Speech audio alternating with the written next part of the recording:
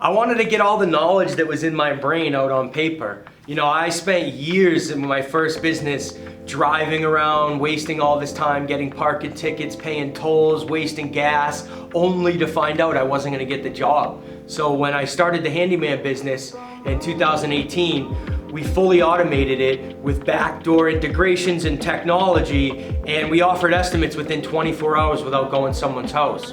The automated home service book I wrote was designed to show someone how to run a digital business model in their home service business. So get rid of the paper, get rid of the pens, get rid of all the old antiquated bullshit in the home service business, package it all up, and within a couple buttons, you have a business. The book touches on every aspect of running a home service business: sales, marketing, operations, finance, you know, hiring a CPA, attorneys, all those things you need. Talk about Google ads, Facebook ads, a myriad of things. The most important takeaway from the book, the very most important takeaway from this book, that you can run a successful home service business if you put the time and energy into it.